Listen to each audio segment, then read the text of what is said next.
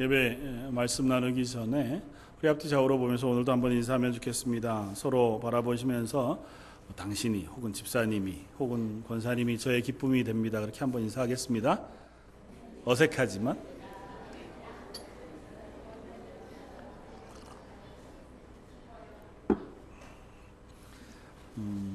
오늘 말씀 제목이 항상 기뻐하라고 하는 제목이지만 오늘 함께 나누고 싶은 것은 우리 서로가 서로에게 기쁨의 이유가 되어지기를 바랍니다. 우리 하나님께서 우리 교회를 교회로 묶으신 것은, 또 하나님의 교회가 되게 하시고 함께 신앙생활하게 하신 것은 우리 연약한 서로가 함께 서로에게 기쁨의 이유가 되어주고 또 격려자 위로자가 되어주도록 하기 위함이신 줄 믿습니다. 사도 바울이 빌립보라고 하는 지역에 있는 교회를 향해서 편지한 편지 내용이 이 빌립보서의 말씀입니다. 지난 일주일 동안 함께 새벽 예배를 통해서 빌립보서 1장과 2장의 말씀을 나누었습니다. 빌립보서는 특별히 사도 바울이 아주 어려운 상황 속에 처해 있는 그 로마의 감옥에서 쓴 편지이지만 처음부터 끝까지 지속적으로 기쁨에 대한 이야기를 합니다. 오늘 모든 편지를 마무리하는 그 마무리 인사 가운데에도 사도 바울이 편지하기를 주 안에서 항상 기뻐하라. 내가 다시 말하노니 기뻐하라. 그렇게 강력한 권면 혹은 명령과 같이 느껴질 만한 권면을 하고 있습니다. 근데 사도 바울이 이때만 하고 있는 것이 아니고 이 빌립보 교회를 향한 첫 인사 때부터 내가 너희들로 인하여 참 기뻐한다. 그리고 내 마음에 감사와 기쁨이 충만하다고 고백하고 나서 거듭거듭 기뻐하라. 기뻐하라. 그리고 우리가 하나님 앞에 기쁨을 누려 가는 사람이라고 하는 사실을 계속 강조해서 이야기합니다. 그러면서 특별히 교회를 향해서 빌립보라고 하는 지역에 있는 이 어쩌면 사도 바울의 마음속에 너무너무 감사한 기억으로 남아있다. 그러나 여전히 연약한 그 교회를 향해서 때로는 강력하게 권면하고 교회로 세워질 것을 부탁합니다. 그래서 빌립보서 2장 말씀을 보면 너희가 항상 복종하라고 그렇게 이야기합니다. 그 복종함으로 두렵고 떨림으로 구원을 이루어 가라고 권면합니다. 우리가 하나님의 말씀에 복종하고 또 하나님의 교회가 되어진 하나님의 교회의 그 일들에 복종함으로 우리가 하나님의 교회가 되어갈 수 있다고 하는 사실을 사도 바울은 이야기합니다. 왜냐하면 각자 다른 사람들이 모여 있기 때문에 그렇습니다. 우리가 하나님 앞에서 구원받았습니다. 그리고 구원받은 나는 이제 이 땅에서 구원받은 사람으로 살다가 나중에 죽으면 하나님의 나라 천국 가면 되지. 우리가 그렇게 생각할 수 있지만 그런 우리들을 다 불러서 교회라는 이름으로 모아 놓았습니다. 그 교회를 향해서 사도 바울은 이야기합니다. 너희가 서로 복종해라. 서로 섬겨라. 서로 자기를 낮추어 서로를 귀히 여기고 서로의 말에 순종해라. 그렇게 이야기합니다. 사실은 그것만큼 우리에게 어려운 것이 없습니다. 인간은 기본적으로 내가 내 삶의 주인인 존재들이잖아요.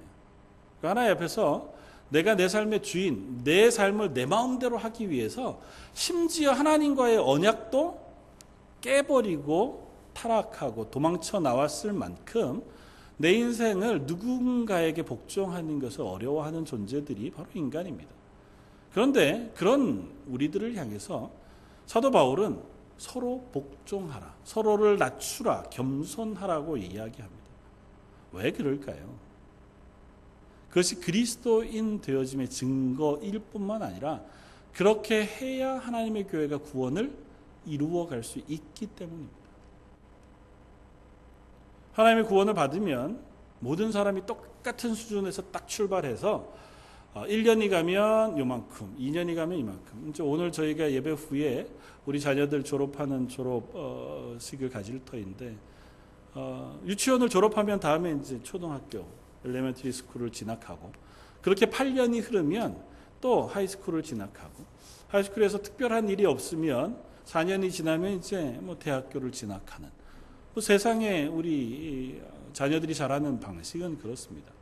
하나님의 교회에 구원받으면 교회 출석하기 시작해서 한 4년이 지나면 이제 조금 나은 하나님의 교회 일꾼이 되어 재직이 되고, 재직으로 한 10년, 15년 섬기면 이제 뭐 안수집사님이 되든 권사님이 되든 혹은 장로님이 되든 하나님께서 이 교회에 영구히 섬기는 중직자로 세워주고, 그렇게 또 몇 년이 지나면 이제 하나님의 나라에 완성되어진 수준의 성화의 단계에 이르는 그리스도인이 되고, 그러면 참 좋겠습니다만은 우리는 그렇지 않단 말이죠.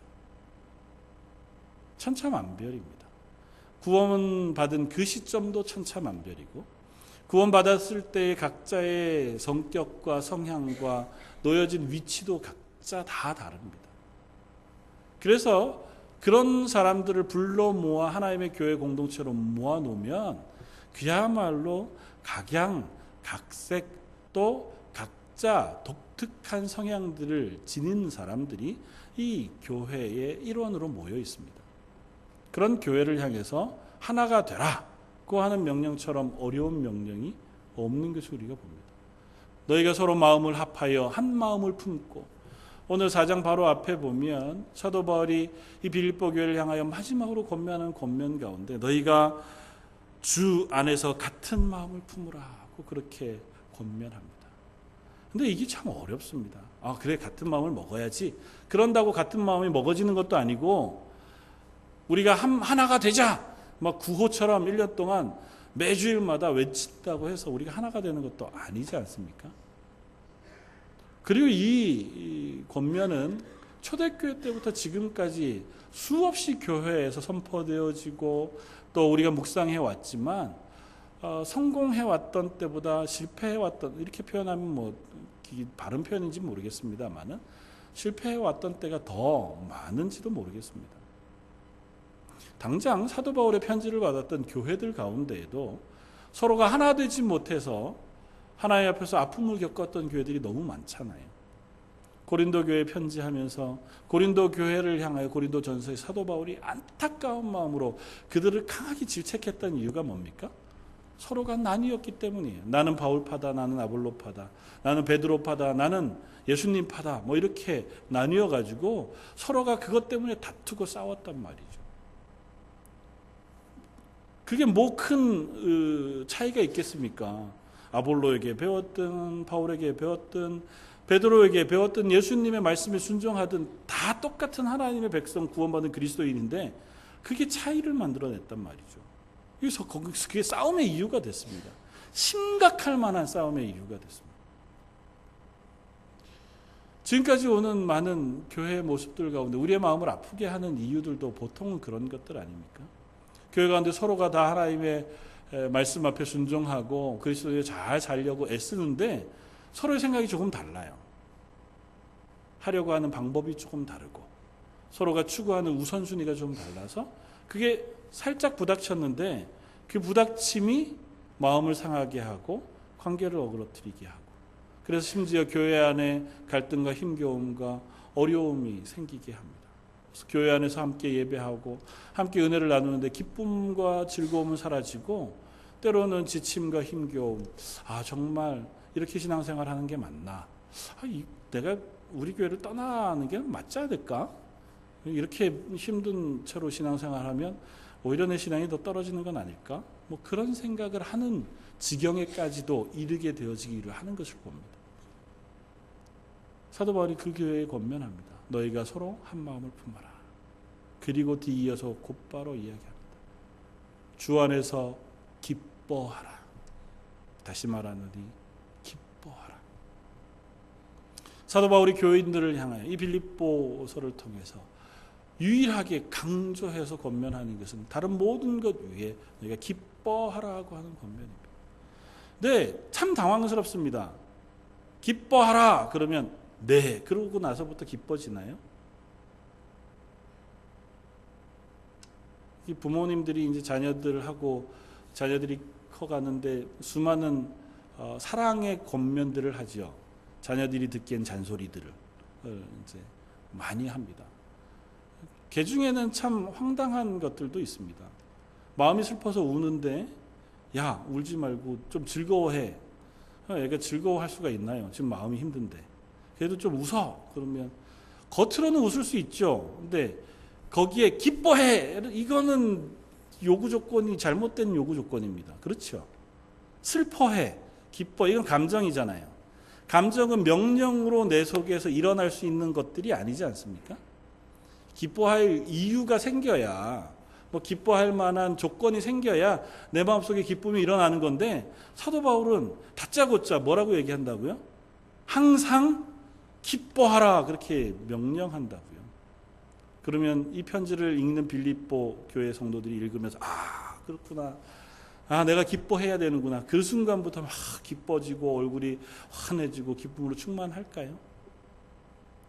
그렇지 않을 텐데 사도 바울은 왜 이렇게 강력한 말로 기쁨을 찾기 위해서 수고해라, 서로가 기쁨이 되기 위해서 애써라고 말하지 않고 기뻐하라고 명령할까요?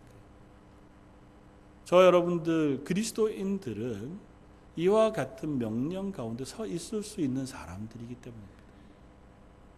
저 여러분들은 이미 기뻐해야 할 필요 충분 조건을 다 갖춘 사람이기 때문에 그래요.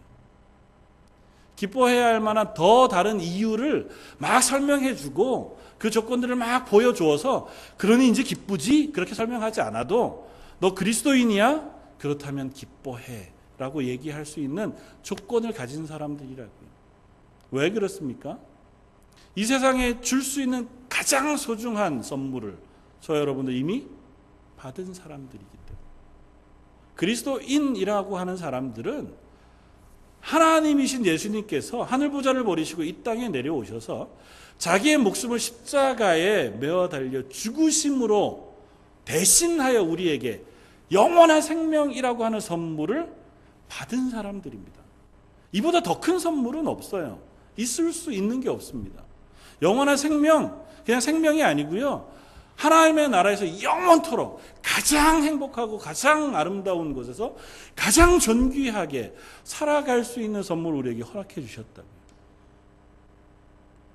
그것을 선물로 받았으니 다른 것들은 아무것도 아니에요. 다른 것들은 우리에게 더 줘봐야 이만큼의 그 선물 가운데 조그만 걸 더 할 뿐이니까 그것 때문에 더 기뻐지고 슬퍼지지는 않는다고요. 이미 가진 것이 너무 크기에 성도들을 향하여 과감하게 명령하는 겁니다. 기뻐하라. 사랑하는 성도 여러분, 오늘 이 기뻐하라고 하는 명령이 저와 여러분들을 향하신 또한 명령이고 권면인 줄 알아서 우리 속에 기쁨이 풍성하게 생겨나고 그것을 누리게 되어지기를 주님의 이름으로 축원을 드립니다. 물론 압니다. 그렇게 한다고 해서 내가 이번 주에 기뻐질까? 잘 그렇지 않겠죠. 그러나 사도 바울의 권면을 우리가 귀담아 듣는 것은 사도 바울이 자기 자신 역시 기뻐할 만한 조건 속에 있지 않는 현재 상태에서 이 편지를 쓰고 있기 때문입니다. 사도 바울은 지금 로마의 감옥에 갇혀 있습니다. 손발의 착고가 채어진 채로 깊은 로마의 지하 감옥에 햇빛별로 들어오지 아니하고 바닥에 하수시설이나 혹은 배변시설, 화장실이 따로 있거나 혹은 먹을 것이 풍족한 상태의 삶을 사는 것이 아니고 흡사 옛날 영화에 보는 것처럼 지하 감옥에 쇠사슬에 매어서 그저 그 자리에서 먹고 자고 싸고 해야 하는 열악한 환경 속에 놓여 있습니다. 그리고 곧 죽을지도 모르는 위협 속에 있습니다. 그런 가운데 사도 바울이 고백합니다. 난 참 기쁘다. 그러니 너희도 기뻐해라. 내 현실은 어떠하든지 내 지금 잠깐 지금의 삶에 처해진 상황은 나로 하여금 절망할 만하고 그것 때문에 너무너무 낙심하고 지칠만 하지만 그러나 궁극적으로 내 삶 속에 처해진 그 삶은 하나님의 영광의 구원 가운데 놓여져 있는 것인 것을 내가 알기에 내가 기뻐할 수 있다. 너희도 그러니 기뻐하라 하고 명령합니다. 그러면서 앞에 한 가지 단어를 덧붙였습니다. 뭐라고요? 주 안에서. 그리스도인들은 주 안에서 기뻐하는 사람들입니다. 이 말은 굉장히 큰 힌트를 줍니다. 하나님이 살아계신 하나님이신 줄은 믿으십니까? 온 세상의 주권자 되신 하나님께서 저와 여러분들의 구원자 되시는 것을 믿으십니까? 그렇다면 우리는 기뻐할 수 있습니다. 이것이 사도 바울의 논리인 거예요. 내가 지금 처해진 환경은 너무너무 힘겨워요. 지칩니다. 이게 돌파구도 보이지 않고 뭐 어떻게 기뻐할 만한 건덕지도 하나 없어요. 그런데 하나는 확실해요. 뭐냐 하면 하나님이 나의 주권자가 되시다는 사실은 확실해요. 그리고 그 하나님이 나의 인생 전부를 책임지시고 결국은 하나님의 나라의 영광의 자리로 인도하실 것을 내가 믿어요. 그 사실은 변하지 않습니다. 그러면 내가 앞으로 어떻게 될지 모르고 지금 힘겨운 상태에 있다 할지라도 기뻐할 수 있을 고백이 나한테 있다고 그렇게 사도 바울이 고백하는 겁니다. 사도 바울 3장에 스스로의 신앙의 고백을 이렇게 합니다. 3장 10절 내가 그리스도와 그 부활의 권능과 그 고난에 참여함을 알고자 하여 그의 죽으심을 본받아 어떻게 해서든지 죽은 자 가운데서 부활에 이르려 하노라. 돌려 얘기하면 내가 지금 죽음 가운데 이르는 그런 상황에 있다 할지라도 부활하신 예수님의 그 영광의 자리에 이르기 위하여 내가 그것을 붙잡고 살아간다고 고백합니다. 그러면서 뭐라고 덧붙입니까? 12절 내가 이미 얻었다 함도 아니요 온전히 이루었다 함도 아니라. 내가 아직 그것을 다 가지고 있고 다 완성하고 이룬 것도 아니야. 그런데 오직 내가 그리스도 예수께 잡힌 바 되어 그것을 잡으려고 달려가노라. 내가 지금도 그것을 잡으려고 달려가는 그 과정 중에 있다고 고백합니다. 우리의 구원은 그 둘 사이에 있습니다. 이미 하나님 우리를 구원하셔서 하나님의 구원의 영광의 자리에 우리를 옮겨 놓으셨다고 선포하십니다. 하나님 우리의 구원을 포기하지 않으십니다. 그러나 여전히 우리는 아직도 이 땅 가운데서 그 구원의 완성을 향하여 달려가는 삶 속에 있습니다. 그래서 때로는 우리의 현실이 구원의 놀라운 기쁨과 감격 속에 있지 않고 현실의 지침과 힘겨움, 낙심과 어려움 속에 놓여 있을 수 있습니다. 우리가 여전히 죄의 연약함 속에 빠져서 실패할 수 있고 또 성도와 성도 사이에서도 의견이 맞지 않아서 그것 때문에 서로 충돌하고 그것 때문에 지치고 힘겨울 수 있는 자리에도 여전히 놓여 있을 수 있습니다. 그러나 분명한 것은 우리를 결국은 하나님의 나라로 인도해 가실 그 하나님의 뜻이 분명하기에 거기까지 달려가기 위하여 두렵고 떨림으로 우리의 구원을 이루어가는 중에 저와 여러분들은 서 있는 줄 믿습니다. 하나님 앞에 저와 여러분들의 삶이 그 중에 있다면 지금 내가 그 삶의 중간에서 어떻게 그 기쁨을 내 것으로 삼아야 할 것인가 고 하는 것이 저 여러분들의 질문이 되어질 줄 압니다. 저 여러분들이 그 기쁨을 내 속에 살아내기 원하고 또 그 삶을 살아낼 수 있는 사람들 되기를 원합니다. 사도 바울은 그래서 그 뒤에 이렇게 우리들에게 권면합니다. 5절에 너희 관용을 모든 사람에게 알게 하라. 주께서 가까우시니라. 기뻐하라. 그렇게 명령하고 나서 그것과 조금 연관되지 않는 것 같은 명령을 합니다. 너희 관용을 모든 사람에게 알게 하라. 이 편지를 쓰고 있는 때 당시는 그리스, 헬라 문화가 가득 차 있는 로마의 지배권 안의 삶이었습니다. 여기 관용이라고 하는 단어는 어떻게 보면 휴머니즘 위에 있는 합리적인 삶이라고 하는 표현일 거예요. 그러니까 누군가를 대할 때에 그 사람을 인간적으로 잘 대하는 어떤 그런 문화 속에 그렇게 내 삶의 태도를 가져가는 그것을 관용이라고 표현합니다. 근데 사도 바울은 그 단어를 우리가 하나님 앞에 살아감으로 기뻐하는 그리스도인의 삶에다가 연결해 보여줍니다. 너희 관용을 모든 사람으로 알게 하라. 그리고 그 이유에 대해서 뒤에다가 주께서 가까우시니라고 하는 독특한 조건을 붙였습니다. 각설하고 이건 이렇게 이해하시면 좋습니다. 우리가 그리스도인으로 살아가면서 너희가 하나님의 구원받은 사람인 것과 하나님이 살아계시다는 사실을 너희가 믿는 사람으로서의 삶의 태도를 모든 사람 앞에 보여라고 하는 것입니다. 관용이라고 하는 그 단어를 그렇게까지 다 설명하기 어렵겠지만 우리는 그리스도인입니다. 그러니까 우리가 알고 믿고 있는 바를 우리의 삶 속에서 증거하고 보여내고 드러내며 살아갈 것을 사도 바울이 권면하는 겁니다. 그리고 그 삶의 결과, 그 삶의 태도로 기뻐하라고 하는 권면을 우리들에게 하고 있는 것입니다. 저 여러분들의 그리스도인으로 살아가면서 믿음의 많은 것들을 배우고 알고 살아갑니다. 그런데 그 믿음의 많은 것들을 알고 있는 것만큼 우리의 삶의 순간순간마다 삶으로 살아낼 수 있느냐고 물으면 아마 우리는 쉽게 대답하기 힘들 겁니다.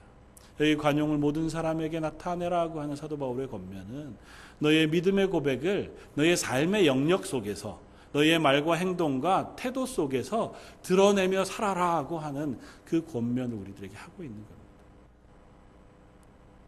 우리가 답은 쓸 수 있어요.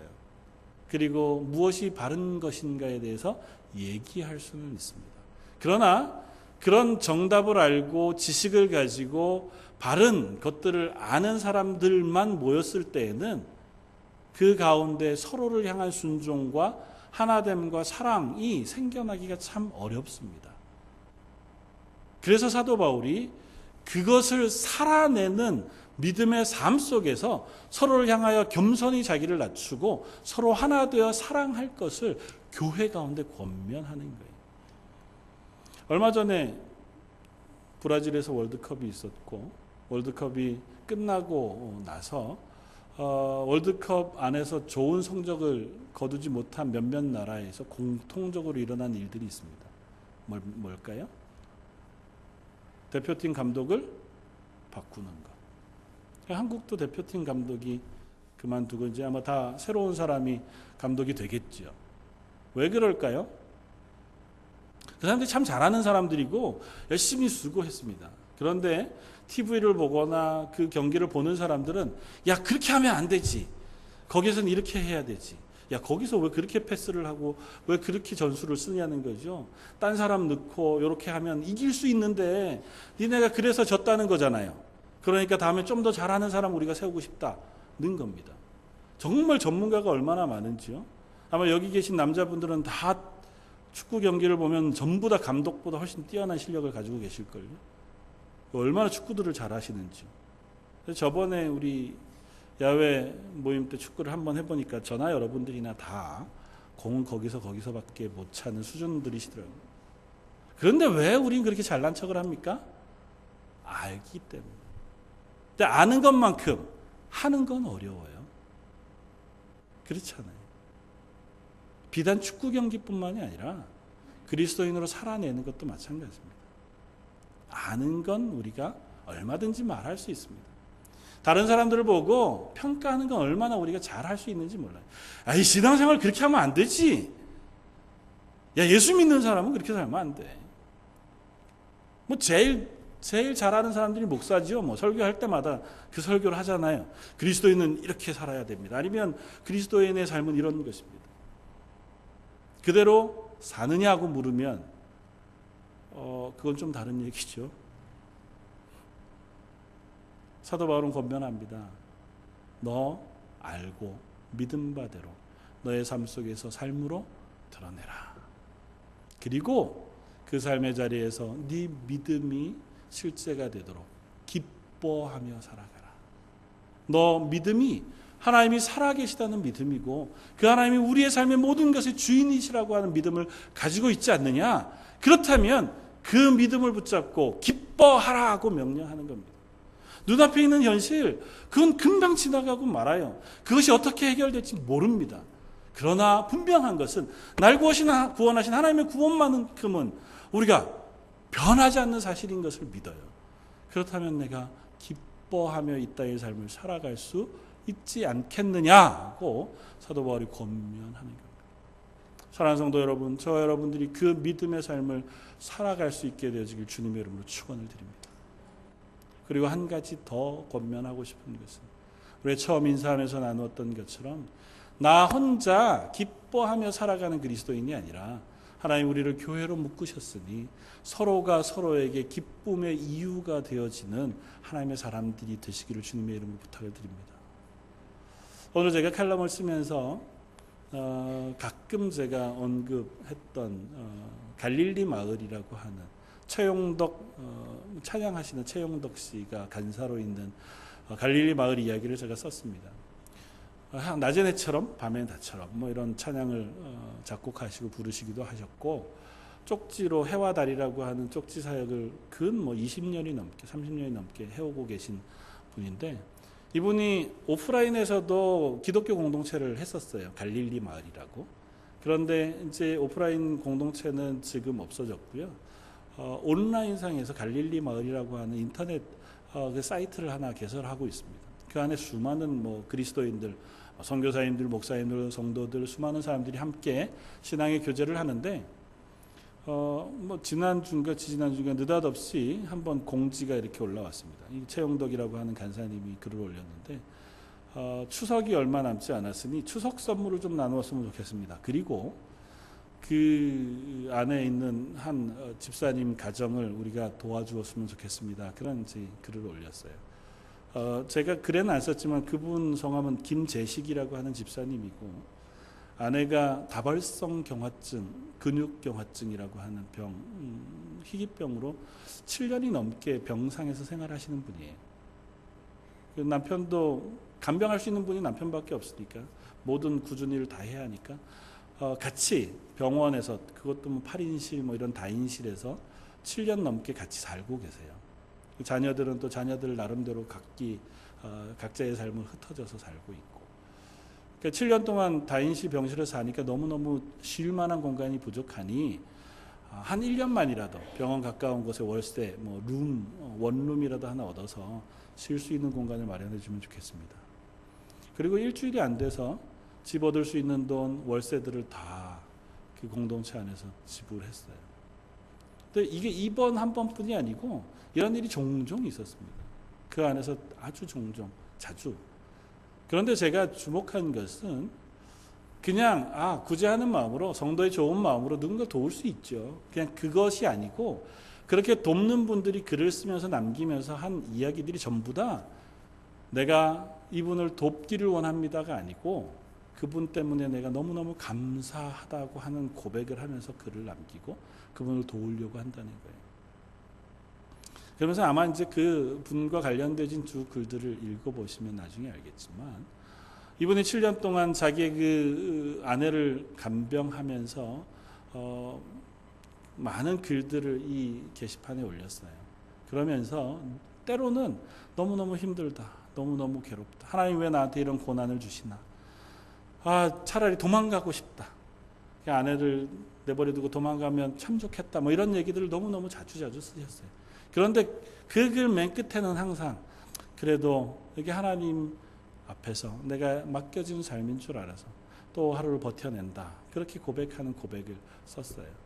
그러면서 그분이 버티는 7년의 삶 동안 옆에서 그 삶을 바라보는 분들이 그분 때문에 위로를 얻는다고 고백을 합니다. 정말 어려운 상황, 어떻게 보면 지치고 힘겨운 상황인데도 불구하고 불평은 할지언정 믿음의 자리를 놓치지 않고 자기에게 주어진 그 삶을 기꺼이 살아내는 그분의 신앙 삶을 보면서 내가 내 속에 있는 어려움, 그것으로 인한 고난, 어려움을 위로를 받는다고 고백하는 거죠. 그분이 나의 위로자가 되어주고 그분의 사연을 통해서 내가 용기를 얻게 되어진다는 고백을 하면서 나도 그분에게 받았던 위로를 이렇게나마 갚아주고 그분에게 조그만 기쁨이 되어줄 수 있다면 참 좋겠습니다고 하는 고백들이 그 속에 놓여 있습니다.